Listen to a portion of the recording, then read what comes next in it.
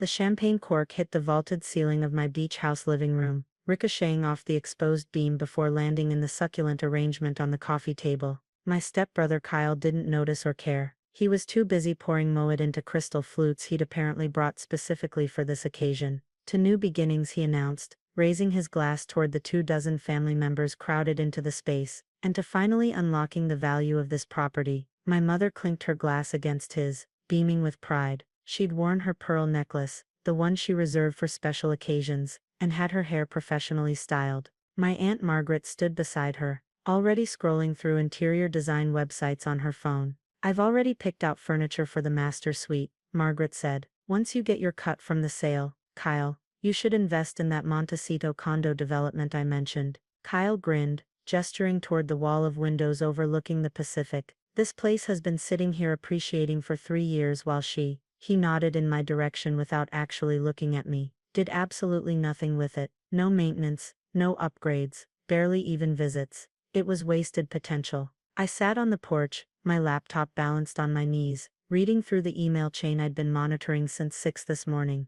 The ocean breeze carried the sound of their celebration through the open French doors, mixing with the rhythmic crash of waves against the private beach below. Outside, 3 men in hard hats and reflective vests moved across the property with measuring wheels and surveying equipment. The lead developer, a man named Richard Castellanos from Coastal Premier Development Group, pointed toward various sections of the lot while his associates took notes on tablets. "We can fit 8 units easily," Richard called out to his team. "Maybe 10 if we get variance approval for the setback requirements. Premium oceanfront condos, 2 to 3 million each." Kyle had walked onto the deck to watch them work, contract folder tucked under his arm like a trophy. "How soon can you break ground?" he asked Richard. "Assuming closing goes smoothly tomorrow, we'd start demolition next week," Richard replied. "The permits are already in process. We've done 4 developments on this street in the past 2 years. The neighborhood's going full luxury condo." My cousin James whistled low.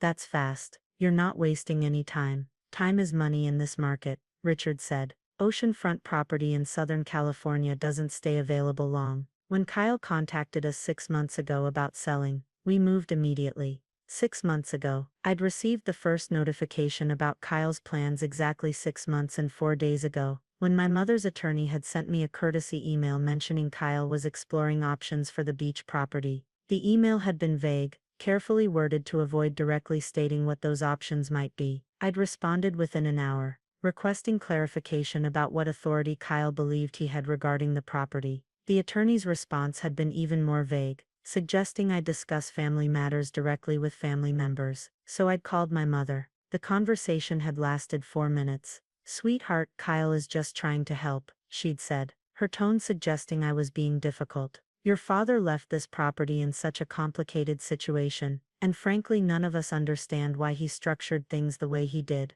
Kyle has business experience. He's handling it." "Handling what, specifically?"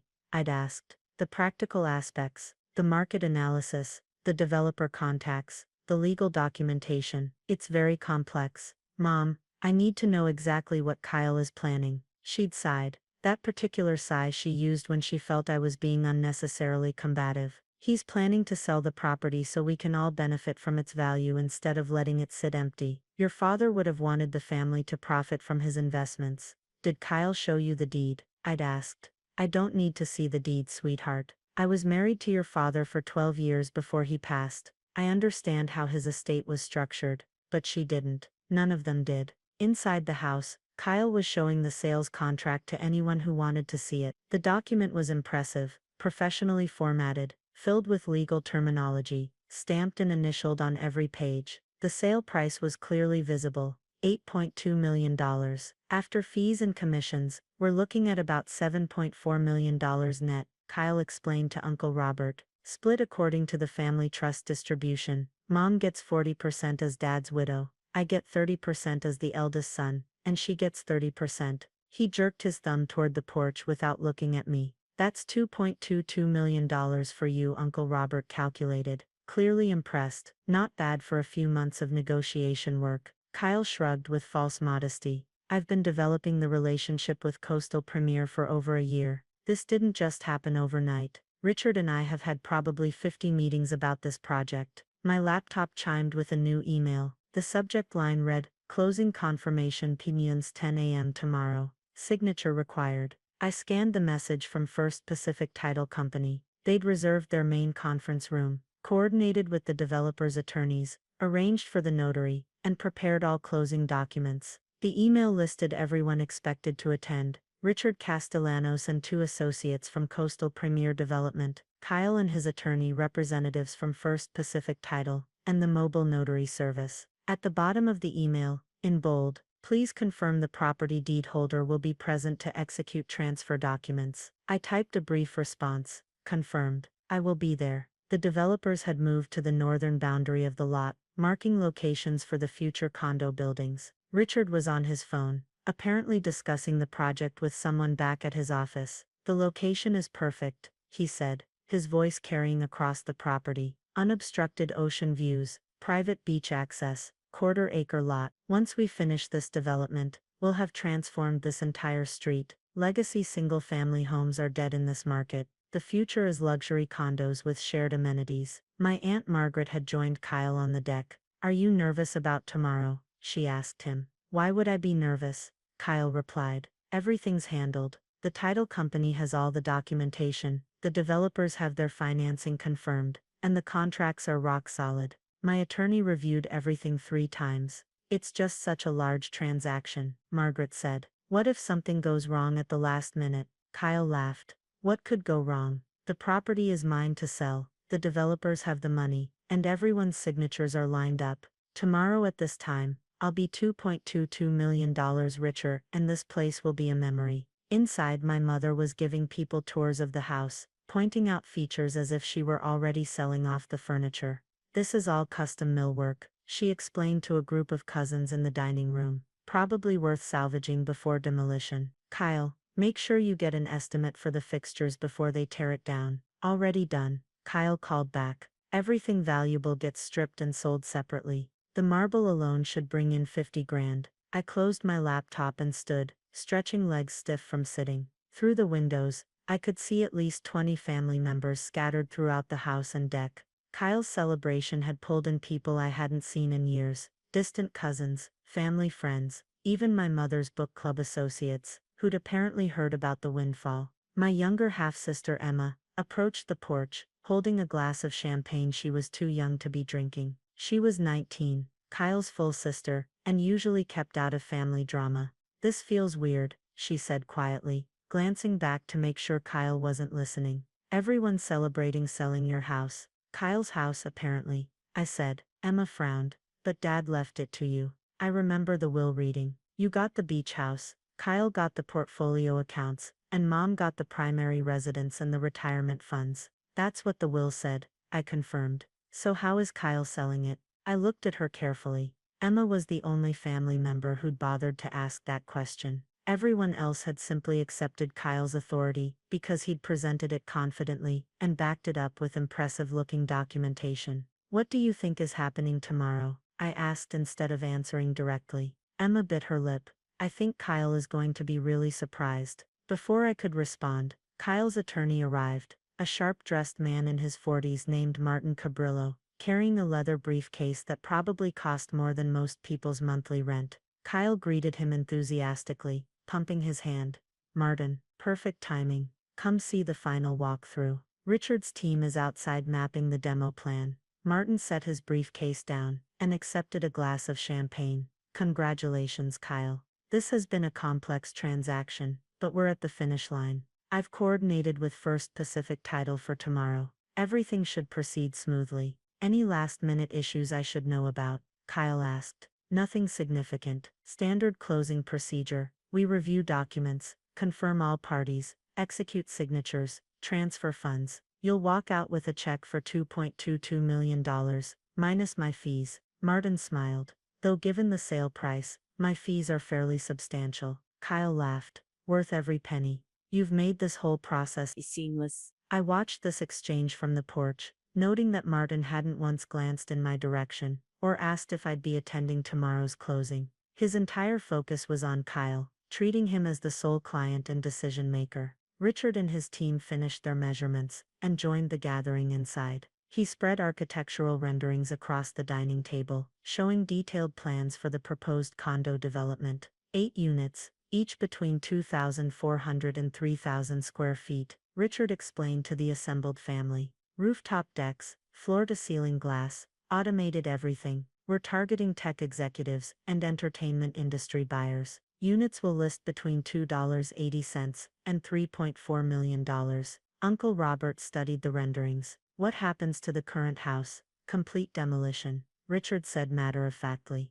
The foundation is probably salvageable, but the structure itself has no value to our project. We'll strip anything worth selling. The fixtures, some of the wood, maybe the marble, then bring it down. 2 days max. My mother winced slightly but said nothing. She'd lived in this house during her marriage to my father, had hosted family gatherings here, had celebrated birthdays and holidays in these rooms. But apparently $3.28 million, her 40%, was sufficient compensation for those memories. Kyle raised his glass again. To progress, he announced, and to making smart financial decisions instead of clinging to sentiment. The family echoed his toast. I noticed Emma didn't drink. The afternoon wore on. The developers left around 4, promising to see Kyle at tomorrow's closing. Family members began drifting away by 5, heading back to their own homes, with promises to text congratulations after the sale finalized. By 6:30, only Kyle, my mother, Martin the attorney, and Emma remained. They sat in the living room, reviewing documents one final time. Everything's in order, Martin confirmed, flipping through the contract pages. Coastal Premier has wired the earnest money, that's already in escrow. Tomorrow we execute the final transfer, and the remaining $7.8 million gets distributed according to these terms. He showed my mother a distribution document. She studied it carefully, her finger tracing the numbers. So I receive my portion immediately, she asked. Wire transfer, typically within 24 hours of closing, Martin said. Though given the amount, your bank might hold it for a few days for verification. Standard procedure for large transfers. Kyle was scrolling through his phone, apparently already shopping for his Montecito condo. I'm meeting with a realtor Thursday, he said. Once my funds clear, I want to move fast on the investment properties. Smart, Martin agreed.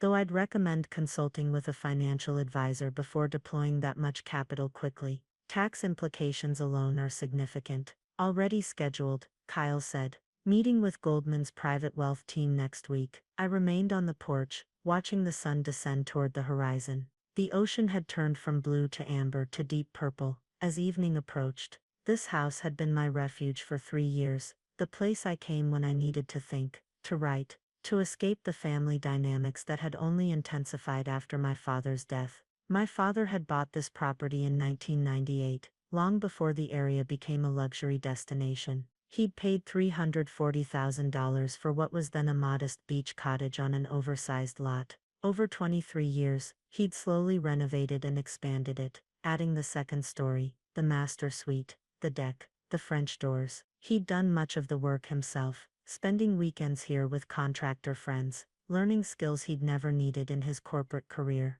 This is for you, he'd told me during one of those renovation weekends, when I was 16 and helping him sand the deck. Kyle will get the investment accounts. He's good with money, he'll grow them. Your mother will get the main house and security, but this place is yours, somewhere you can always come, always be yourself, always be safe. He'd made good on that promise. The will had been explicit. The beach house property went to me, held in an individual deed with no co-owners, no trust complications, no family strings attached. What my father hadn't anticipated was Kyle's absolute conviction that he deserved more, that the distribution was unfair, that he could find a way around the legal reality of property ownership. My phone buzzed with a text from Emma. Are you really going to let this happen? I typed back, I'm not letting anything happen. I'm watching what happens when people don't verify their assumptions. Emma, Kyle's going to lose his mind tomorrow. Me, probably. Emma, should I warn him? Me, he was warned. 6 months ago, he chose not to listen. Inside, Kyle was saying goodbye to Martin, walking him to his car. My mother was tidying up the champagne glasses and empty bottles, erasing evidence of the celebration. Are you staying tonight? She asked me through the open door. Yes, I said. She paused, wine bottle in hand. Kyle assumed you'd have moved out by now. He was going to bring some people by this weekend to start appraising the furniture. Kyle assumes a lot of things, I said. Her expression tightened. I wish you'd be more supportive of this decision. It's what's best for the family financially. Is it? I asked. $7.4 million, dear. Yes, I'd say that qualifies as what's best. And you've verified that Kyle has the legal authority to sell this property and distribute those funds. My mother set down the wine bottle with more force than necessary. Martin is an excellent attorney. He's reviewed everything. If there were any problems with Kyle's authority, Martin would have identified them.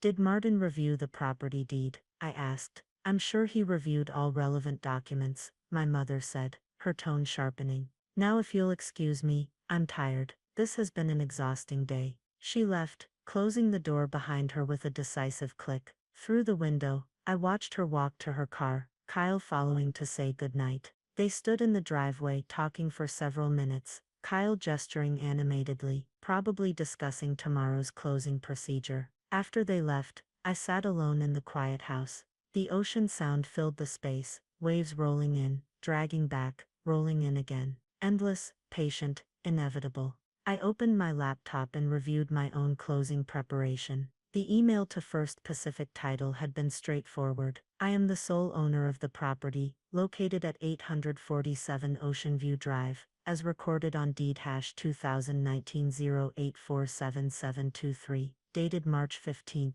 2019. I have not authorized any sale of this property. Please verify deed ownership before proceeding with any transaction.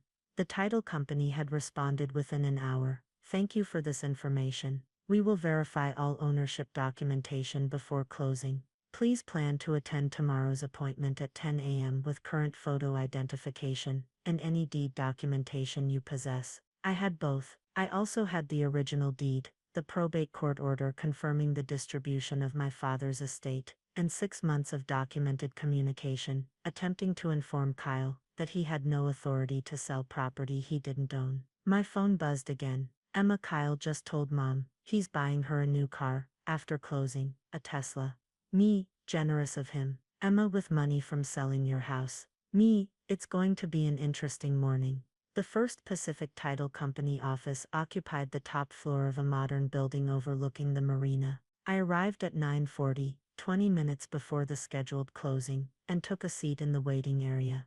The receptionist offered coffee, which I accepted. At 9:50, Kyle arrived with Martin. They were both dressed in business suits, carrying leather portfolios, exuding confidence. Kyle didn't acknowledge me, instead heading straight to the receptionist. Kyle Whitmore, we have the 10 o'clock closing for 847 Ocean View Drive.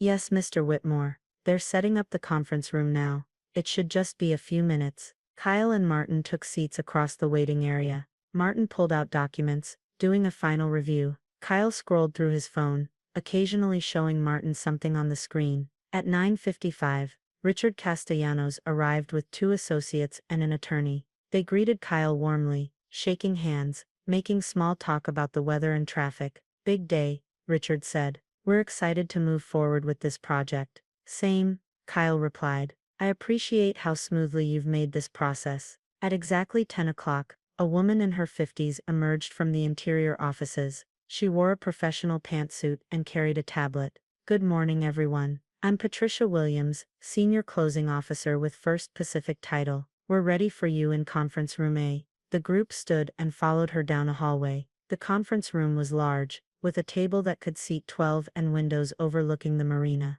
Documents were arranged in neat stacks at each position. Patricia took her seat at the head of the table. Please everyone find a seat. I'll be coordinating today's closing with our notary, James Mitchell, who should be here momentarily. Kyle sat directly across from Patricia, Martin beside him. Richard and his team took the opposite side. I remained standing near the door. Patricia glanced at me, then at her tablet. I apologize, I don't have you on my attendance list. Are you with Coastal Premier Development, or with Mr. Whitmore's party?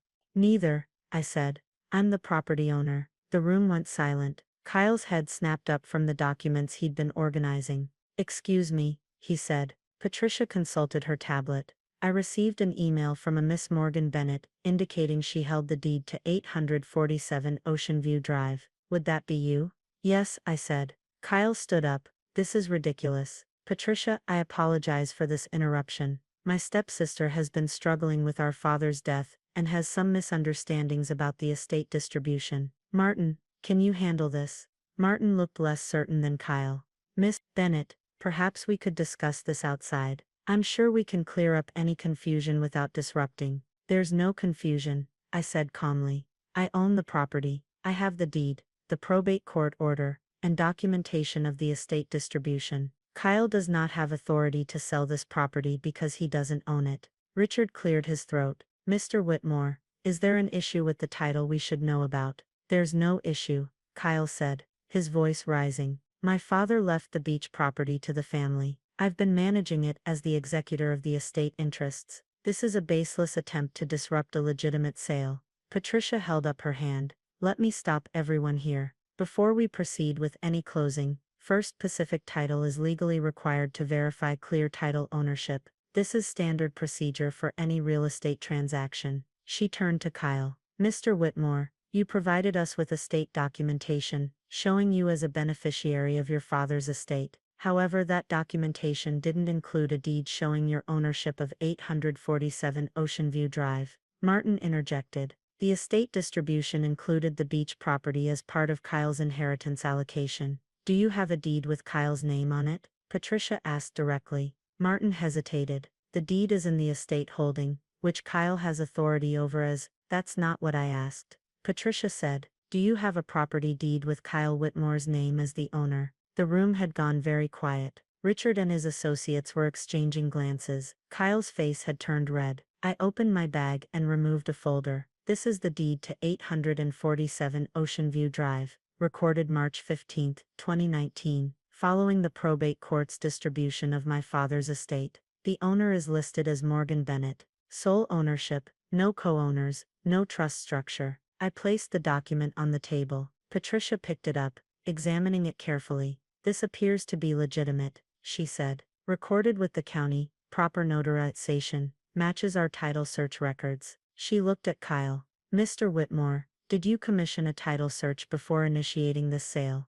Martin answered. We relied on the estate documentation. That's not a title search, Patricia interrupted. A title search would have immediately shown Miss Bennett as the deed holder. Richard stood up. I need clarity here. We've invested significant time and resources into this transaction based on Mr. Whitmore's representation that he owned this property. Are you telling me he doesn't? I'm telling you our title search shows Morgan Bennett as the sole owner, Patricia said, and without her authorization, no sale can proceed. Kyle slammed his hand on the table. This is insane. My father left that house to the family. She's manipulating documents. I'm not manipulating anything, I said. I have the probate court order right here. The beach house at 847 Ocean View Drive was distributed to me, Morgan Bennett, as individual property. You received the investment portfolio, approximately $1.8 million in stocks and bonds. Mom received the primary residence and the retirement accounts. These distributions were finalized 3 years ago. I placed the probate order on the table next to the deed. Patricia reviewed it, her expression becoming progressively more serious. Mr. Whitmore, she said slowly, did you read the probate court's distribution order? Martin had gone pale. He was rapidly scrolling through documents on his tablet, clearly searching for something he should have verified months ago. The estate was complex, Kyle said, his voice strained. Multiple properties, various accounts. The distribution wasn't clearly delineated. It was explicitly delineated, I said. Page 7, paragraph 3. I'll read it. The real property located at 847 Ocean View Drive, Laguna Beach, California, shall be distributed to Morgan Bennett, daughter of the deceased, in fee simple absolute, with no encumbrances, no co-owners, and no trust restrictions. Richard was gathering his documents. Mr. Whitmore, I need to consult with my attorney. If you don't own this property, we have a serious problem. Wait, Kyle said desperately. There has to be an explanation. Morgan, we can work this out. You're entitled to your share of the proceeds. There are no proceeds, I said. Because there's no sale. I never authorized you to sell this property. In fact, I explicitly told you 6 months ago that you had no authority to do so. Martin found what he was looking for on his tablet. His expression confirmed what he'd discovered. Kyle, he said quietly. We need to talk, privately. No, Kyle said. Not until this is resolved. Patricia, there must be a way to move forward. The contracts are signed. The developers have committed. Patricia closed the folder containing the documents. Mr. Whitmore, you've attempted to sell property you don't own. First Pacific Title cannot and will not facilitate this transaction. Furthermore, you may have significant legal exposure. She turned to Richard. Mr. Castellanets, I recommend you consult with your legal counsel regarding any deposits or expenses you've incurred, based on Mr. Whitmore's representations. Richard's attorney was already typing on his phone. We'll need to review our options. Depending on the circumstances, this could constitute fraud. Fraud, Kyle's voice cracked. I didn't defraud anyone. I believed I had authority. You were explicitly informed you didn't, I said. I sent you 11 emails over 6 months. I sent certified letters. I contacted Martin's office 3 times requesting clarification about your claimed authority. Every communication was ignored or dismissed. I pulled out my phone and opened my email app. Here's the first one, dated 6 months ago. Kyle, I've been informed you're planning to sell the beach house. I need to clarify that I am the sole owner of that property as distributed by Dad's probate court order. You have no authority to sell it, and I do not authorize any sale. Your response was, stop interfering with family business. I'm handling the estate assets appropriately. Patricia was taking notes. Did you retain copies of all this correspondence? Every email, every letter, every attempt at communication, I said, including Martin's office telling me to work it out with family members, rather than providing legal clarification about property ownership. Martin looked ill. I may need to recuse myself from this situation. There appear to be conflicts of interest I wasn't aware of. The notary, who'd been waiting silently in the corner, spoke up. I'm not notarizing anything today. This is beyond my scope. Richard stood, his associates following. We're leaving. Our attorney will be in contact, Miss Whitmore, regarding recovery of our earnest money deposit and reimbursement of costs incurred, based on your fraudulent representations. It wasn't fraudulent, Kyle shouted. It was a misunderstanding. A misunderstanding you were explicitly corrected, about 11 times. Richard said coldly. That's not a misunderstanding. That's intentional misrepresentation. Richard and his team left. Patricia began gathering the unsigned documents. Miss Bennett, I apologize for First Pacific Title's role in this situation. We should have verified deed ownership more carefully, before scheduling a closing. I understand, I said.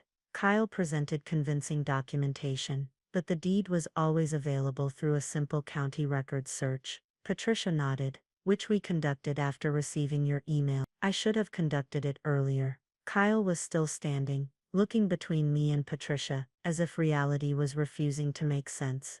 This can't be happening. I spent 6 months on this deal. I have contracts with architects. I've committed to investments. I told the entire family. You told the family you were selling property you thought you owned, I said. But you never verified ownership. You assumed Dad left you the beach house because you felt you deserved it. You ignored the probate order, dismissed my communications, and proceeded with a sale you had no authority to execute. Martin had his phone out, presumably calling his malpractice insurance carrier. Kyle, don't say anything else. We need legal counsel immediately. I have legal counsel, Kyle said bitterly. I have you.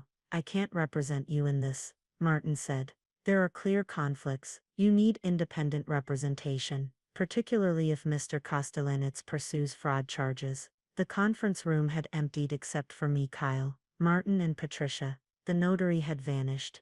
The celebratory closing had transformed into a disaster scene. My phone buzzed. Emma, what happened? Kyle just called Mom crying. I typed back. The title company verified deed ownership. The sale didn't proceed. Emma, is he in legal trouble? Me, probably. Patricia finished collecting the unsigned documents. Miss Bennett, First Pacific Title will send you formal documentation confirming no transfer occurred. I'd recommend you file a notice with the county recorder's office indicating any attempted sales of your property are fraudulent. I'll do that today, I said. Kyle finally sat down, his head in his hands. I don't understand how this happened. Dad always said the beach house was family property. It was family property, I said quietly. And then Dad died, and the probate court distributed his estate according to his will. The beach house became my property. You got the investment accounts. Mom got the primary residence. These were Dad's decisions, executed legally through probate court. But it's not fair, Kyle said, his voice muffled.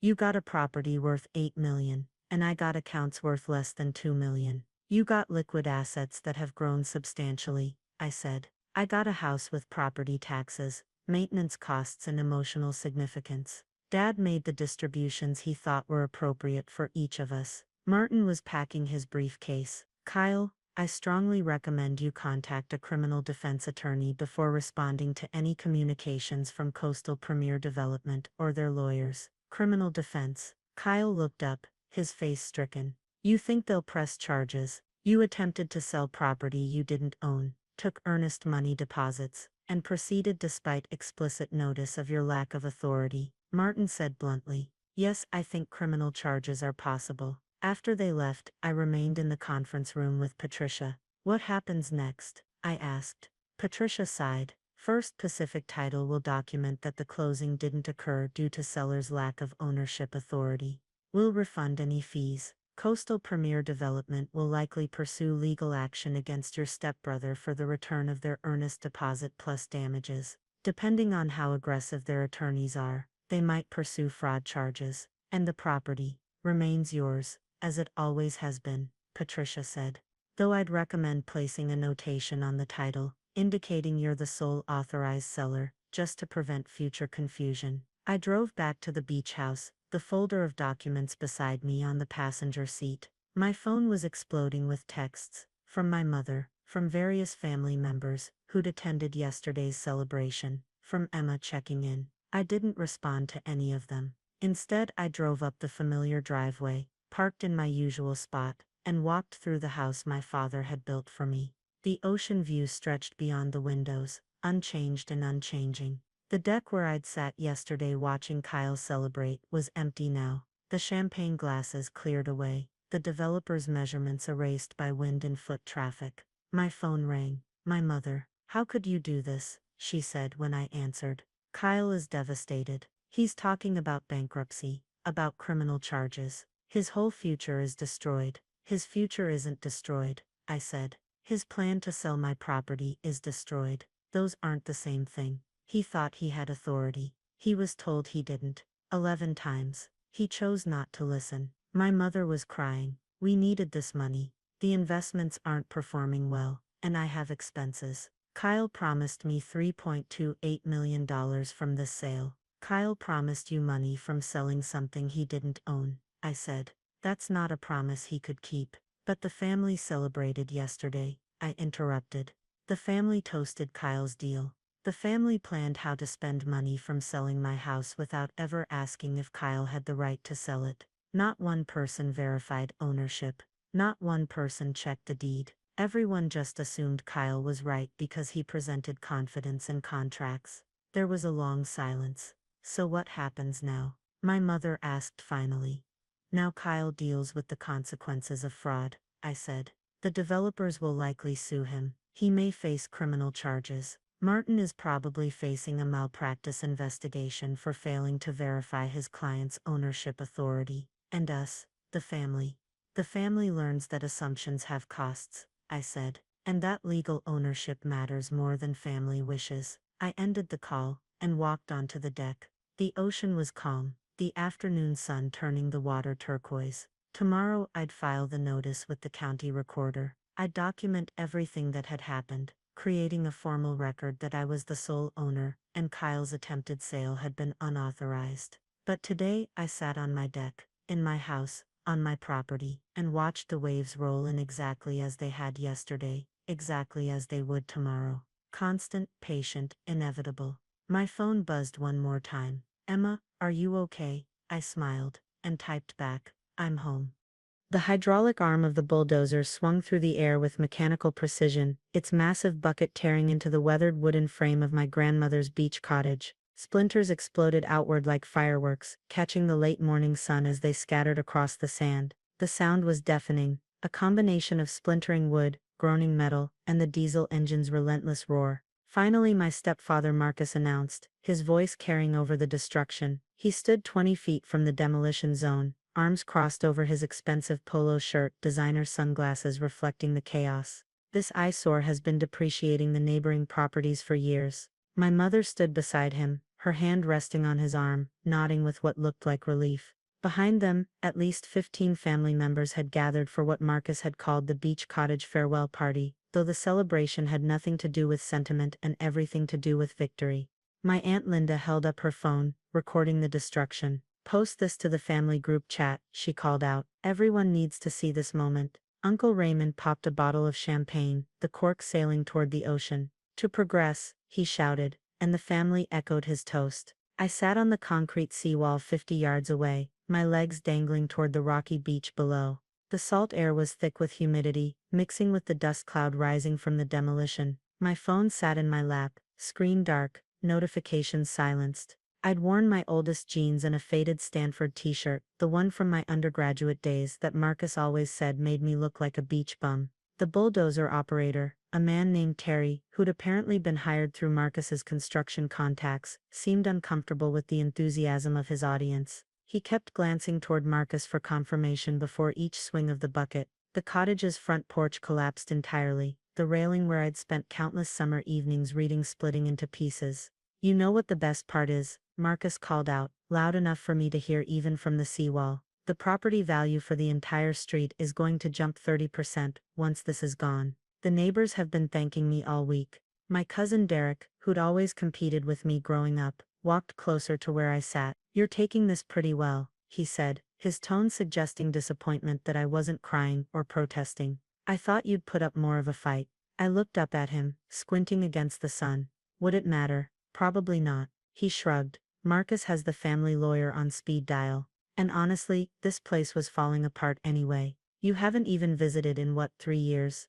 2 years and 4 months, I said quietly. Derek laughed. "Exactly, you abandoned it. Marcus is doing everyone a favor, especially you. You'll get your share when he develops the lot properly." The eastern wall came down next, revealing the small kitchen where my grandmother had taught me to make her famous blueberry pancakes. The vintage stove, the one she'd insisted on keeping despite its inefficiency, toppled sideways and crashed through what remained of the floor. My mother approached, her heels sinking slightly into the sand. She'd dressed for the occasion in white linen pants and a coral blouse, beach casual that probably cost more than most people's monthly rent. "Sweetheart," she said, her voice taking on that careful tone she used when she wanted to appear maternal without actually engaging with conflict. "Why don't you come join us? There's champagne, and Marcus ordered lunch from that seafood place you used to like."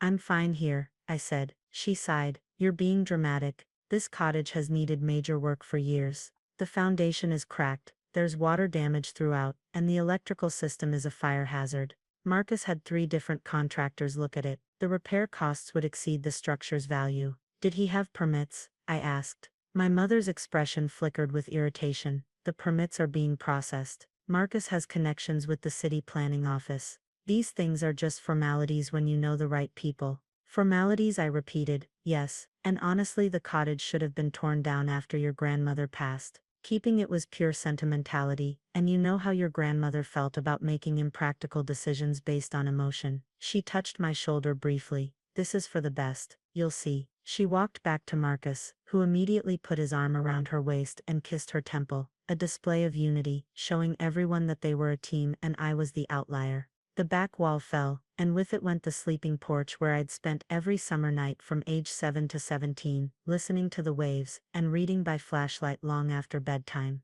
The screens that had kept out mosquitoes while letting in the ocean breeze scattered like confetti. My Aunt Linda posted something on her phone, then laughed at the responses. "Everyone's so relieved," she announced. "The neighborhood association has been complaining about this cottage for years. It was an eyesore." My Uncle Raymond agreed, pouring more champagne. "Bringing down everyone's property values. Marcus is a hero for finally dealing with it."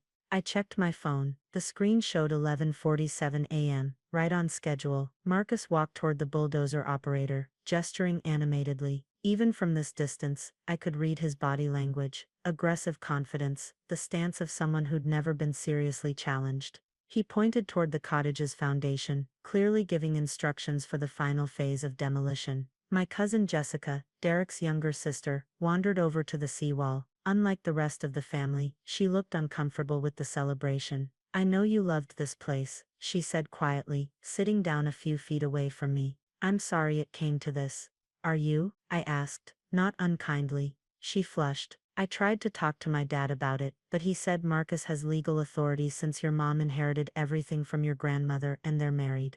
Community property laws or something. Community property, I said, that's the California standard, right? Jessica pulled her knees up to her chest. For what it's worth, I don't think this is fair. You spent every summer here, this was your place. The foundation groaned, as the bulldozer's bucket struck it, concrete cracked, revealing the rebar skeleton beneath. Marcus applauded. Question, I said, still watching the destruction. Did Marcus happen to mention what he's planning to build here? Jessica nodded. He's been talking about it for months. A modern beach house, 4 bedrooms, rooftop deck, floor-to-ceiling windows. He already has an architect working on designs. He showed everyone the renderings last week. Didn't you see them? I wasn't invited to that meeting.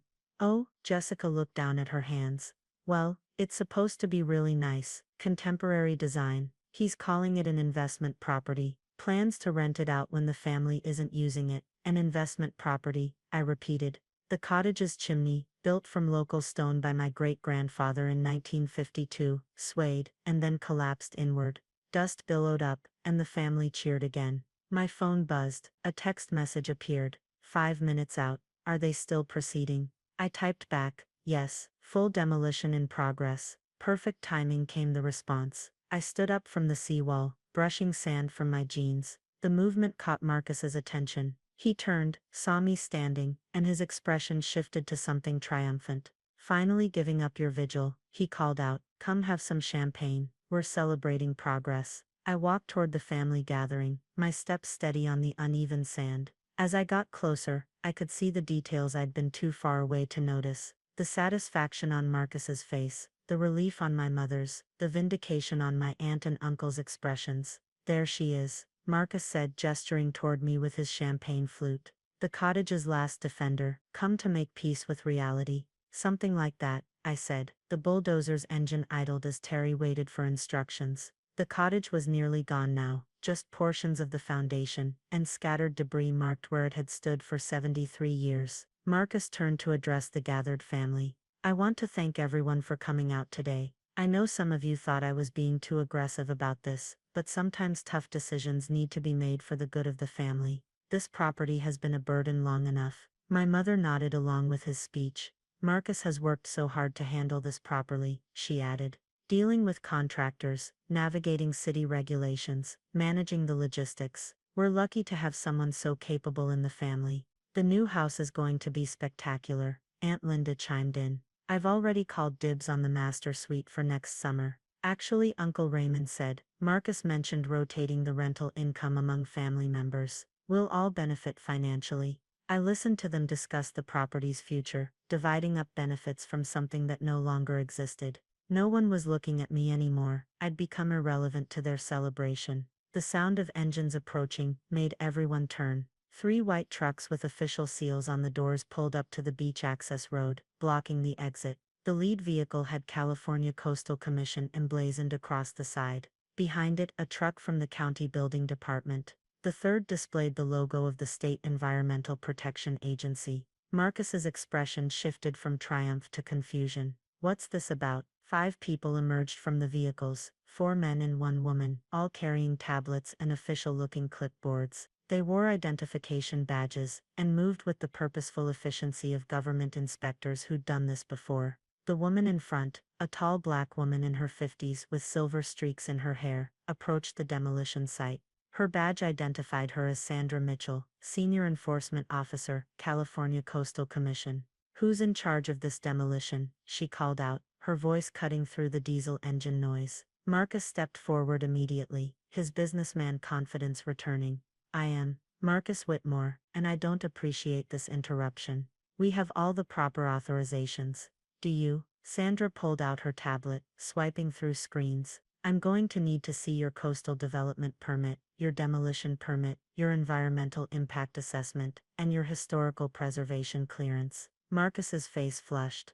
The permits are being processed through city planning. I have connections. Connections don't supersede California Coastal Act requirements, Sandra interrupted. This property sits within the coastal zone, which means any demolition requires specific permits that take into account environmental impact, public access, and historical significance. One of the men from the building department approached the bulldozer operator. Sir, I'm going to need you to shut down your equipment immediately. This is an unpermitted demolition in progress. Terry killed the engine without hesitation, clearly relieved to step away from the situation. My mother moved closer to Marcus. There must be some mistake. My husband has been working with the city for months on this project. Working with city planning doesn't grant coastal commission approval, another inspector said, examining the demolished cottage remains with a tablet camera. These are separate jurisdictions with separate requirements. Marcus pulled out his phone. I'm calling my attorney right now. This is harassment. You're welcome to call anyone you'd like, Sandra said calmly. But this demolition is ceased as of this moment, and we'll be conducting a full investigation into violations of the Coastal Act, potential destruction of historical resources, and illegal construction activity. My Aunt Linda's voice had lost its celebration. Historical resources, it was just an old cottage. The environmental protection inspector, a young Asian man with glasses, looked up from his tablet. Actually, this structure was built in 1952 by Samuel Harrison Chen, a notable architect who designed several significant examples of mid-century California beach cottages. This particular building has been under consideration for historical landmark status for the past 18 months. The family went quiet. I could see them processing this information, trying to understand how their certain victory had suddenly transformed into something else entirely. Sandra turned to the gathered crowd. I'm going to need to speak with the property owner. Who holds the deed to this land? Marcus stepped forward again. My wife inherited this property from her mother. As her husband, I have legal authority. I need to speak with the deed holder. Sandra interrupted. Not someone claiming spousal authority. My mother looked flustered. Well, technically my mother left the property in a trust, but Marcus has been managing. Who is the trustee? Sandra asked. The family members were all looking at each other now, uncertainty replacing their earlier confidence. Marcus's jaw was clenched, his phone still in his hand. I raised my hand slightly. I am. Everyone turned to look at me. Marcus's expression went from confused to angry in seconds. That's ridiculous, he said. Your mother inherited everything from your grandmother. My grandmother established an irrevocable trust 3 months before she passed away, I said, keeping my voice level. The beach cottage property was transferred into that trust with specific terms. My mother received the house in Pacific Heights, and the investment portfolio. I received the beach cottage, and the responsibility of maintaining it according to the trust's environmental and historical preservation requirements. My mother's face had gone pale. That's not, you never said. I mentioned the trust at the reading of the will, I said. You were focused on the Pacific Heights property, and the investment accounts. The cottage was listed separately in the documentation. You signed acknowledgement of the trust terms. Marcus took a step toward me. If that were true, you would have stopped this demolition before it started. I met his eyes. I tried. 11 times. I sent emails to you, to Mom, to the family attorney. I explained the trust terms, the coastal commission requirements, the historical significance evaluation that was pending. I requested that you pause any demolition plans until proper permits could be obtained. I never received any emails, Marcus said. I have the sent receipts, the read confirmations, and your responses, I said, including the one from 3 weeks ago where you called me a sentimental child, trying to block progress, and said you'd proceed regardless of my objections. Sandra was typing notes into her tablet. So you're the legal property owner, and you explicitly denied permission for this demolition. Yes, I said, I'm the sole trustee and beneficiary of the Chen Family Coastal Trust. This property cannot be sold, demolished, or substantially altered without approval from both the trust terms and the California Coastal Commission.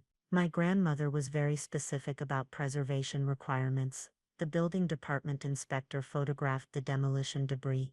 This is going to be a significant violation. Unauthorized demolition of a structure under historical review, Coastal Act violations, environmental impact violations. Now wait just a minute, Uncle Raymond interjected. Marcus was acting in good faith. He thought he had authority through his wife. Ignorance of property ownership doesn't excuse Coastal Act violations, Sandra said. And according to what we're hearing, he was explicitly notified of the ownership structure and proceeded anyway. Marcus's face had gone red. This is absurd. I invested thousands of dollars in planning this project. I hired contractors, paid for architectural designs, coordinated with the entire family. Without obtaining the actual property owner's consent or required permits, Sandra finished. Which brings us to the current situation. Miss Chen, I'm going to need you to provide documentation of the trust, proof of ownership, and all communications you've had regarding this property. I have everything in my car, I said, including the historical significance application I submitted to the State Preservation Board 18 months ago, the environmental impact assessment I commissioned, and the coastal development permit application I filed 6 months ago for minor repairs to the existing structure. My mother found her voice. Why didn't you tell us you were doing all this? I did tell you, I said. You didn't listen. You were too focused on Marcus's plans to pay attention to the legal reality of who actually owned the property. Derek stared at me. You set this up. You let Marcus demolish the cottage knowing this would happen. I tried to stop him legally, I said. I sent certified letters. I contacted the family attorney. I filed formal objections. Marcus proceeded anyway, and you all supported him, because you assumed he knew what he was doing. The environmental inspector was examining the foundation damage. We're going to need to assess the environmental impact of this demolition. Any hazardous materials impact to the beach ecosystem, disruption to protected dunes. Sandra turned to Marcus. Mr. Whitmore, we're going to need you to provide all documentation related to this demolition, contracts, planning documents, any permits you believe you obtained. The California Coastal Commission will be opening a full investigation, and violations of this nature typically result in significant fines, mandatory restoration requirements, and potential criminal charges depending on the severity. Criminal charges. My mother's voice was faint. Knowingly demolishing a structure in the coastal zone without proper permits, especially one under historical review, can constitute a misdemeanor under California law, Sandra explained. The fines can reach hundreds of thousands of dollars, and the violator is typically required to restore the property to its original condition at their own expense.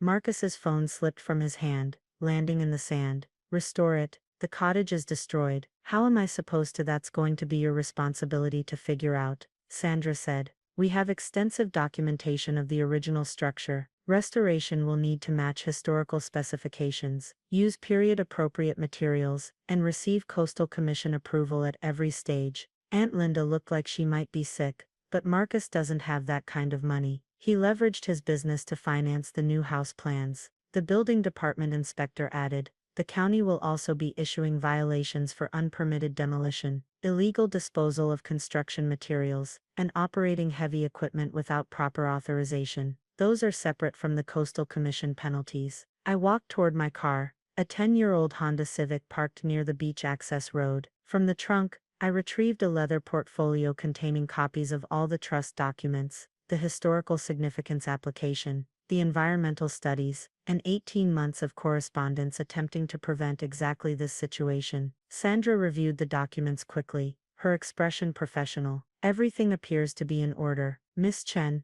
you'll need to work with our office on next steps. Given that the demolition has already occurred, we'll need to discuss restoration requirements and environmental remediation. I understand, I said. I have a contractor on standby, who specializes in historical restorations and is familiar with Coastal Commission requirements. I've also been in contact with the State Historical Society about documentation of the original construction. Marcus stared at me. You planned this. You wanted the cottage destroyed so I could what? I interrupted, my voice sharper than I'd allowed it to be all morning. Watch my grandmother's legacy get torn down. Spend hundreds of thousands of dollars on restoration. Deal with months of investigations and permits. This is exactly what I tried to prevent, but you were so certain of your authority, so convinced that you knew better, that you ignored every warning, every legal notification, every attempt I made to stop this. My mother was crying now, mascara running down her cheeks. Sweetheart,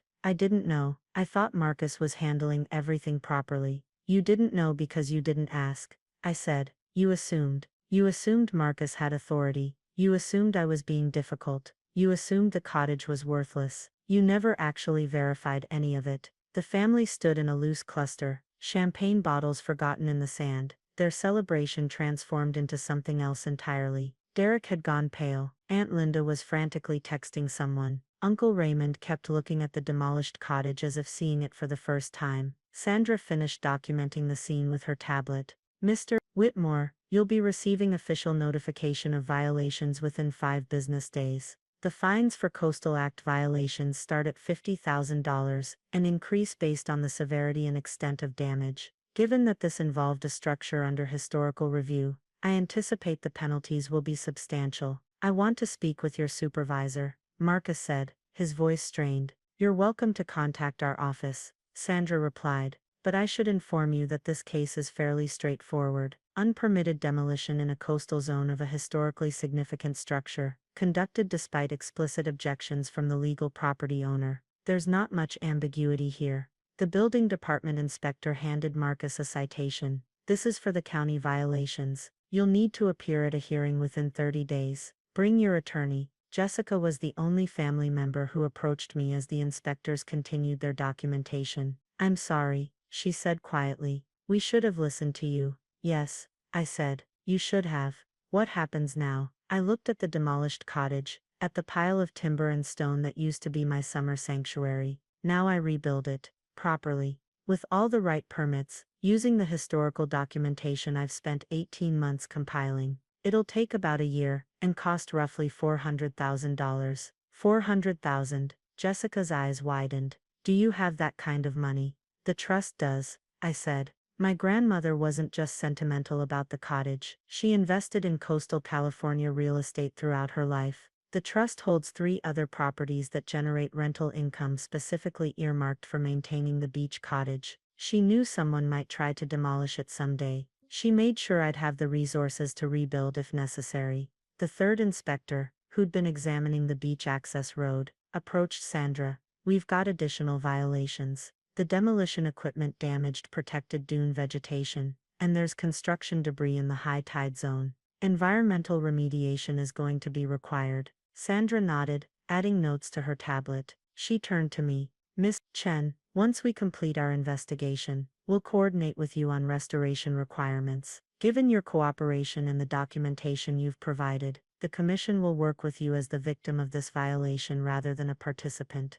Thank you, I said. Marcus had his phone out again, apparently calling his attorney. My mother stood alone, watching the inspectors work, her celebration outfit now seeming absurd against the reality of the situation. The bulldozer operator, Terry, approached Sandra. Ma'am, I need to clarify something. I was hired through a contractor service. I was told all permits were in place. I had no idea this was unauthorized. We'll need a statement from you, Sandra said. But operators hired through legitimate contractor services typically aren't held liable if they were provided false information about permits. We'll verify your story. Terry looked relieved. I have all the paperwork from the job order. It showed city planning authorization. I checked before I started. That'll be helpful for our investigation, Sandra said. The family began to disperse slowly. The celebration thoroughly ended.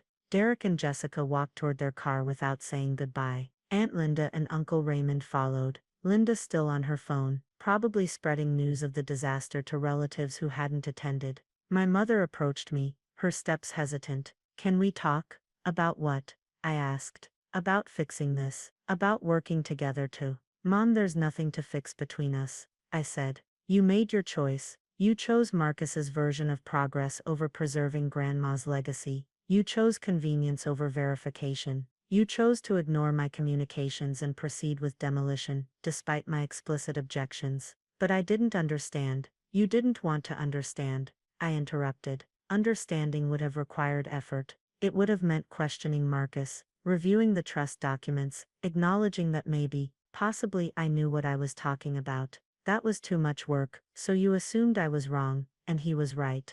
Tears continued down her face. I'm still your mother, yes, I said. And Grandma was your mother. But you're letting Marcus destroy what she built while I'm the one fighting to preserve it. That tells me everything I need to know about your priorities. Marcus had finished his phone call and was storming toward his Mercedes. My mother looked between us, torn, then followed him.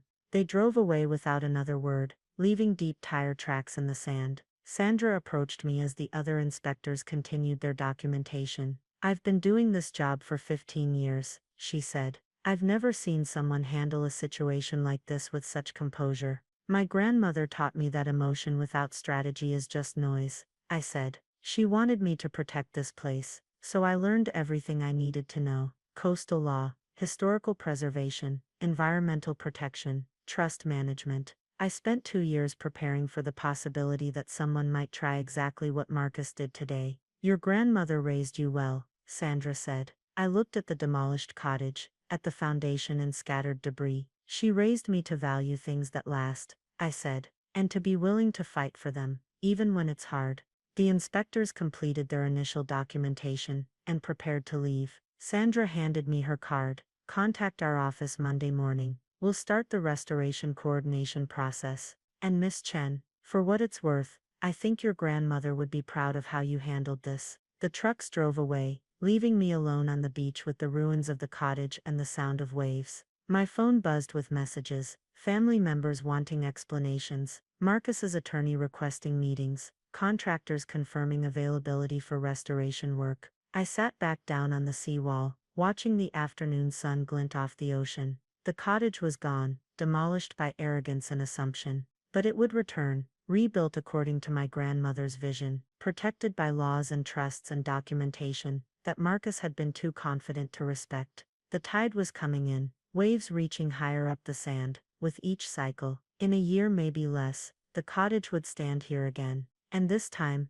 everyone would know exactly who it belonged to, and exactly what it would cost to ignore the law. My phone buzzed again, a text from my grandmother's estate attorney. Heard what happened. Trust provisions activated as planned. Call me Monday to discuss next steps. I typed back, will do. Thanks for the preparation. The sun was setting now, painting the demolished cottage debris in shades of orange and gold. Somewhere in the pile of timber and stone were 73 years of family history, of summer evenings and blueberry pancakes, of my grandmother's careful planning, and my promise to preserve what she'd built. Marcus had demolished a cottage, I would rebuild a legacy, and he would pay for every mistake he'd made in assuming he had the right.